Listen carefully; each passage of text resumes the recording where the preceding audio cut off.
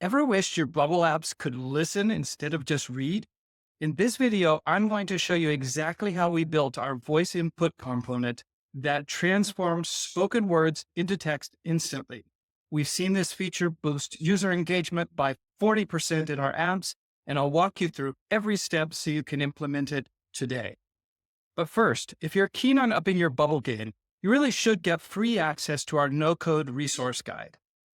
It's updated weekly with vetted plugins, how-to videos, tools we use, books, and stuff that's going to help you get better at building Bubble applications. There's a link in the description below, so let's get started. The most powerful thing about this voice input reusable element isn't just the cool factor, and it does have cool factor. It's that it dramatically lowers the barrier for user input. Think about it. There are many people who hate typing on their mobile phones while they'll happily talk to their phone. And by adding voice capability, you're making your app more accessible to a whole new segment of users who prefer speaking over typing. So before we dig into the details, let me just show you how the element works. This is the structure of the element. It's got a text here. Can your Bubble application do this? I'm going to click on the microphone.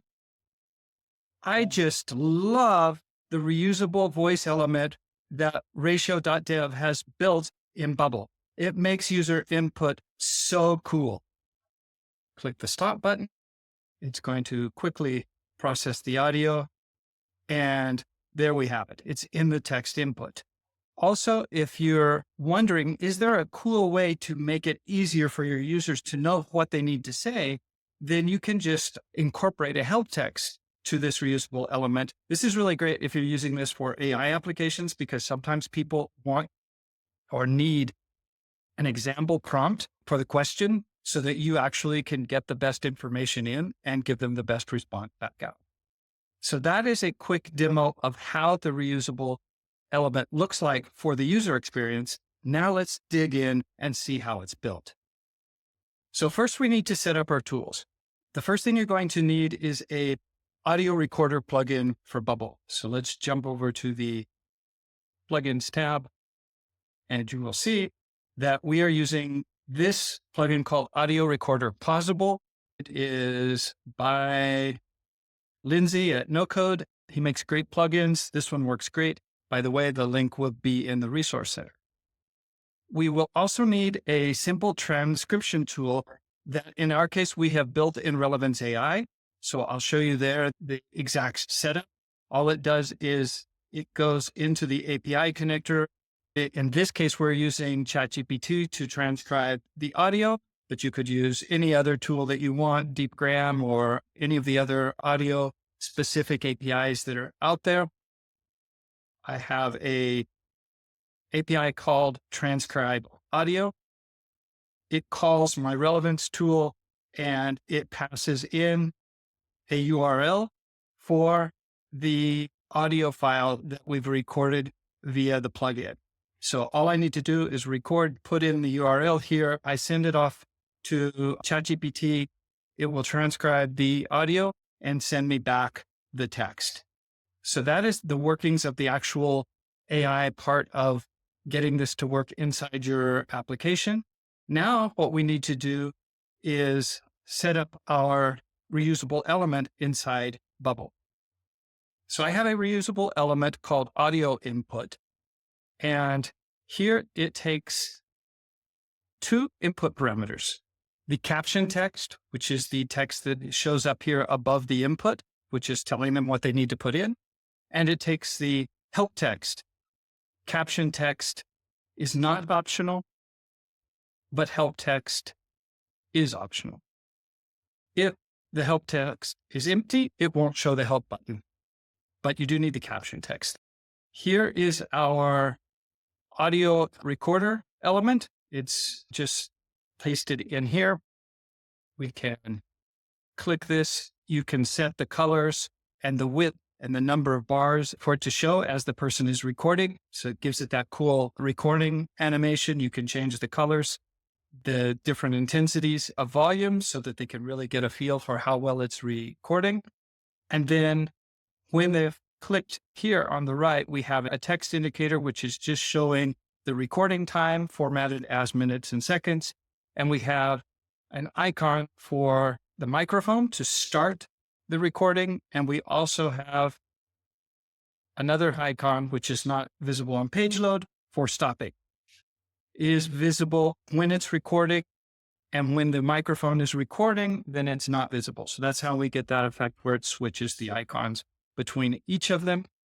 You can see here on the help button, if the text is empty, this element isn't visible. And now all we need to do is jump in and look at the workflows that this reusable element uses. One other thing that I do want to show you is on the reusable element, we have created 2 custom states. One is updated. This is going to be the yes, no. And when we've actually changed the value of the transcribed text.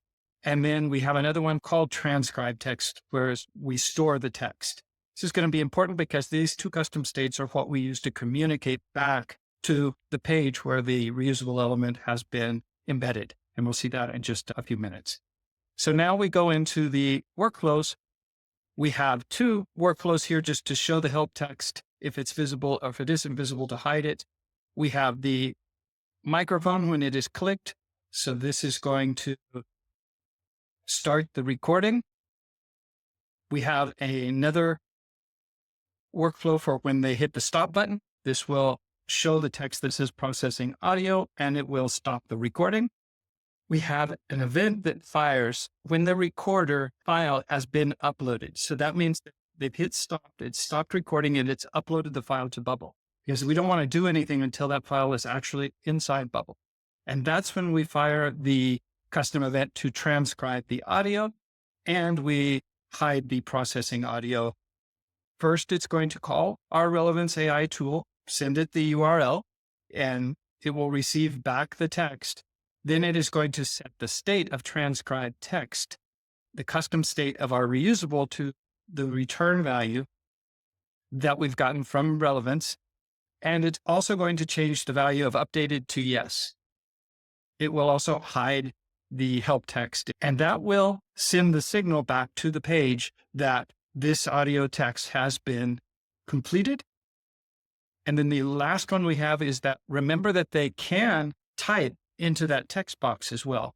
So if they do type text in there, then we will also save the text into transcribed text. So just in case they decide not to record, they just want to write, we want to make sure that we also send that text back to the page. So that's what this workflow does. So now you've seen all of the workflows in the reusable element, and all we need to look at now is how do we embed this into a page. On the page, we just have a logo here, a text, and here we have the reusable element, and I'm sending it the caption, can your Bubble application do this? And I'm sending it the help text.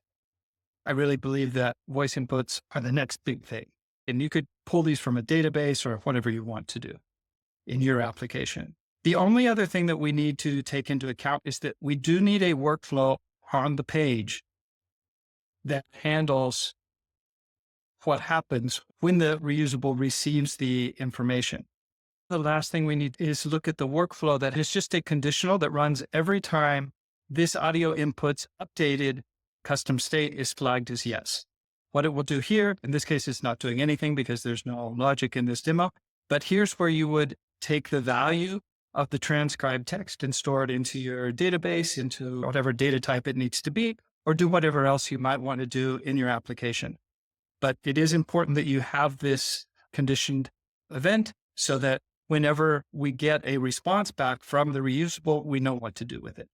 Also for mobile users, this works beautifully, but they'll need to be using a modern browser. We've tested this on both iOS and Android, and it works flawlessly, but you might want to add a little note for users with older devices. Here's something we discovered that wasn't obvious at first. Voice input dramatically improves the quality of user feedback. When people type, they tend to be brief. They have to stop and think about what words do I want to put into this box. But when they speak, they give more detailed, thoughtful responses. And for applications that rely on user input for insights, This is a game changer. And so there you have it, a powerful, reusable AI-powered voice input tool for your Bubble application. Let's just recap what we've covered. We installed the audio recorder plugin. We set up a simple transcription tool in Relevance AI, and we set up the API call inside Bubble. I showed you how the Bubble application communicates with the Relevance tool. We created a reusable element with customizable parameters and 2 custom states. We built the workflows that make everything work together. And I showed you how to embed it into your applications page and be sure to receive the information and put it in your database. Remember to sign up for our No Code Resource Center. That's where you're going to find more videos like this one that will keep you on your toes in your Bubble application development. Hope you've enjoyed this video. If you want help implementing voice implementation in one of your Bubble applications, feel free to reach out to us here at ratio.dev. We'd be glad to work with you. And hope you enjoyed this, and see you on the next video.